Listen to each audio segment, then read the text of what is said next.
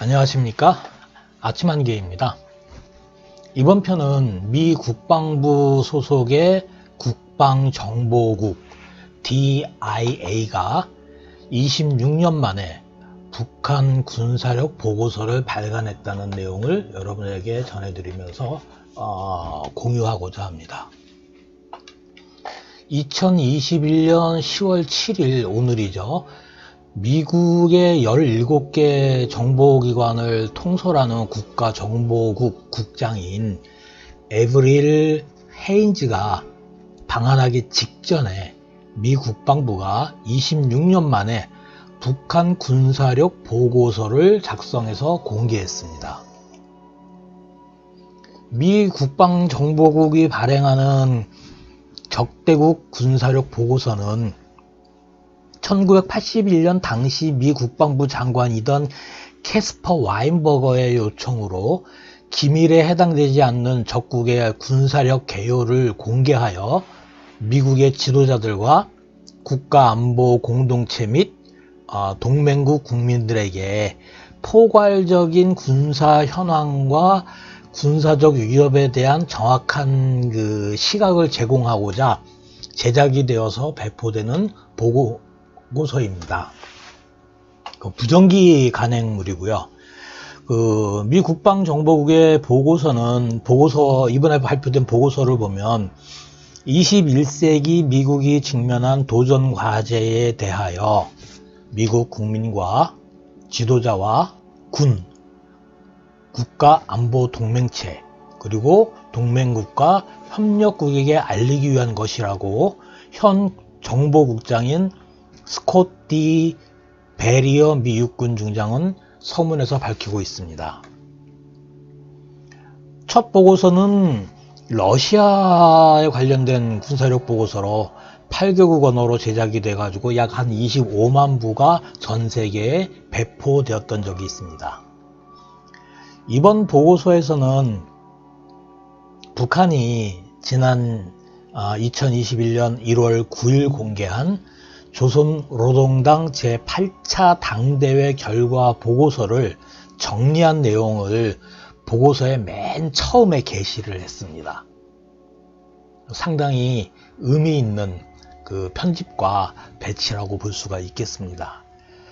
미 국방정보국이 북한의 군사력 보고서를 발행을 했던 것은 지난 1991년과 1995년도입니다. 그래서 이번에 26년 만에 북한 군사력 보고서가 발간이 된 겁니다. 따라서 10월 17일 방한을 하는 미 정보국장 헤인즈는 이미 이 보고서를 다 읽고 나서 한국을 방한하는 것이라고 판단을 해야 할 것 같습니다.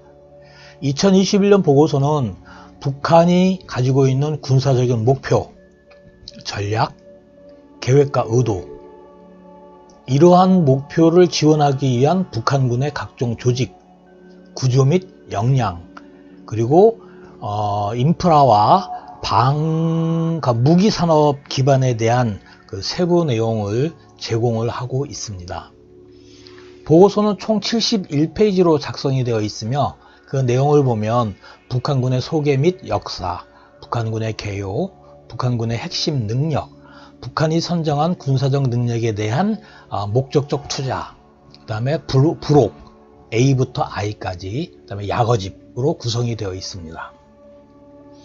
보고서 전체를 설명드리기에는 시간적 제약이 있으므로 특이사항만 정리하여 시청자 여러분에게 제공을 해드리고 궁금하신 분들은 인터넷에 미 국방부 보고서 북한 군사력 평가 이렇게 영문으로 치시면 금방 웹서핑이 가능하실 겁니다.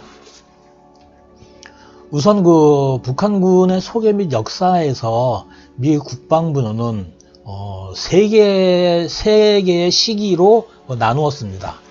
1948년부터 1953년도까지, 즉 북한이 만주에서 중국군 팔로군 예하로 있던 세 개의 사단을 이전을 받아서 북한군을 창건을 한 1948년도부터 1953 휴전을 마친 53년도까지를 제1단계로 구분을 했고, 제2단계는 1953년 휴전부터 1991년까지로 이제 구분을 했습니다.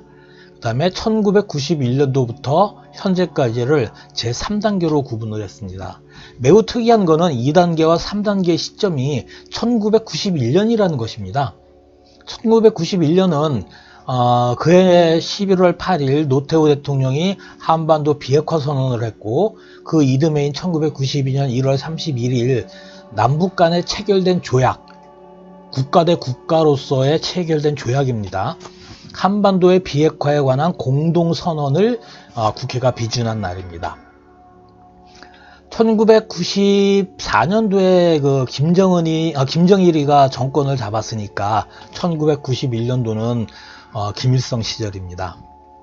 이후 미국은 북한군이 비대칭 능력, 즉 핵 개발과 탄도미사일 개발 체제로 북한군의 체제를 전환했다고 평가를 합니다. 그래서 1991년도를 2단계로 그 기점으로 설정을 한 겁니다. 이는 북한이 이 시점에 대한민국을 비핵화 선언으로 묶어놓고 자신들은 핵을 개발하기 시작을 했다는 것을 의미를 합니다.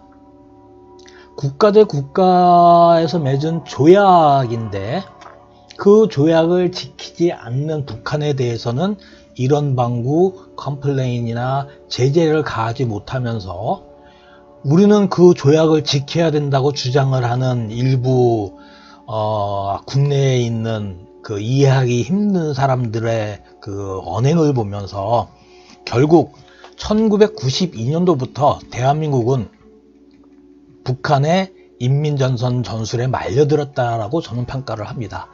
특히 이 시점은 그 최근에 탈북한 정찰총국 고위 간부가 BBC 인터뷰에서 1990년대 초 북한이 파견한 간첩이 청와대에서 5, 6년간 근무한 후에 다시 월북했다라는 증언과 북한의 대남 정책의 목표는 한국을 정치적으로 북한에 종속시키는 것이다 라고 증언한 내용과 너무 일치합니다.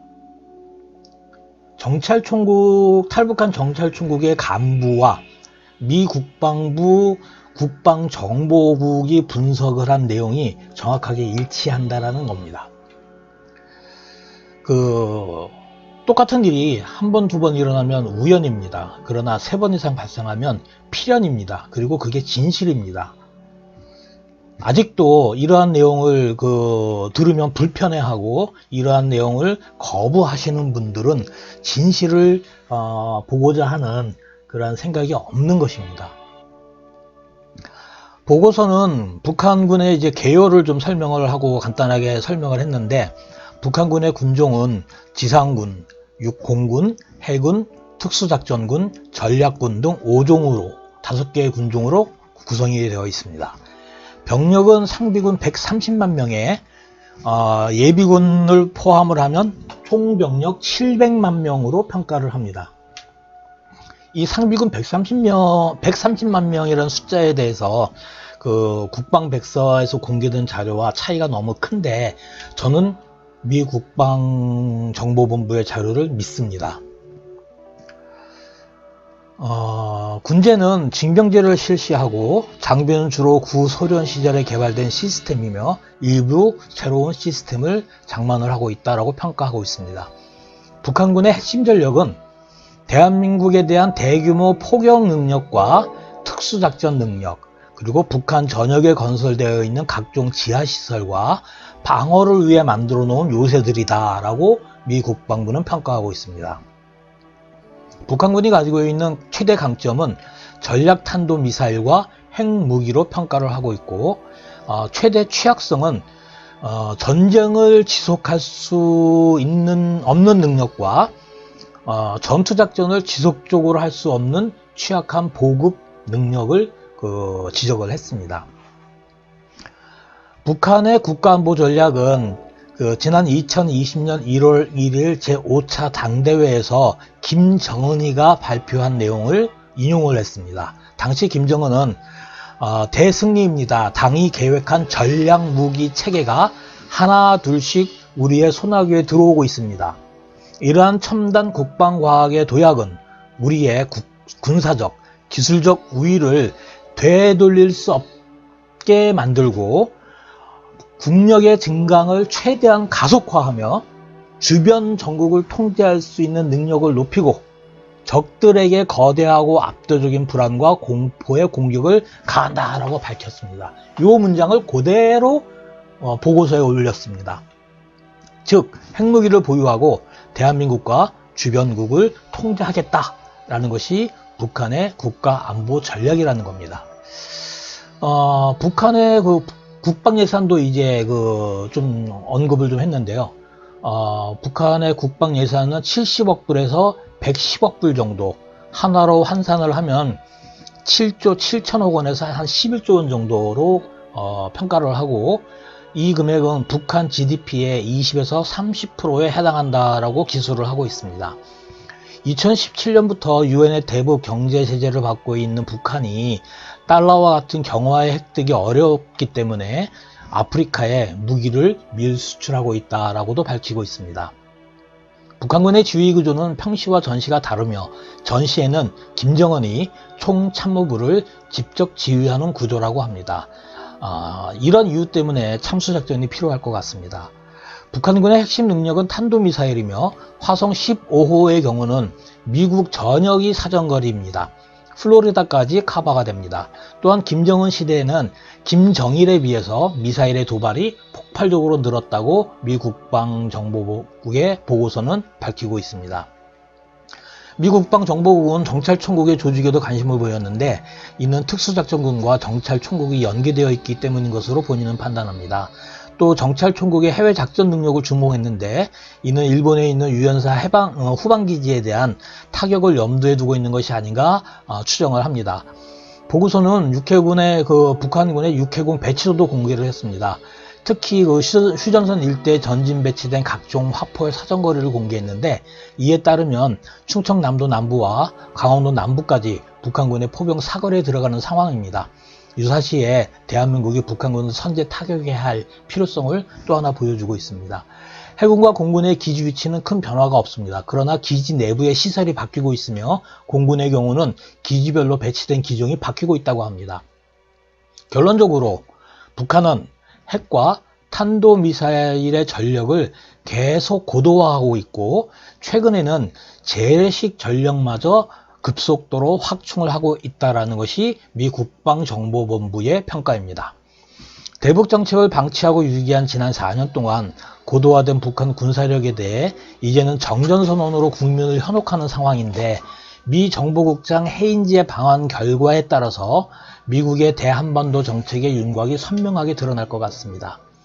문제는 지난 4년 동안 항상 그랬듯이 미국과의 회의 이후 사실과 다른 내용을 만들어서 언론에 유포하여 국민을 속였던 청와대를 감안하면 이번 헤인지의 방한 결과는 국내 언론이 아니라 해외 언론을 통해서 시청자 여러분이 직접 확인하는 것이 대한민국과 미국과의 관계, 대한민국과 북한과의 관계, 그리고 한반도 주변 정세를 파악하는 데 가장 정확할 것이라고 본인은 생각을 합니다.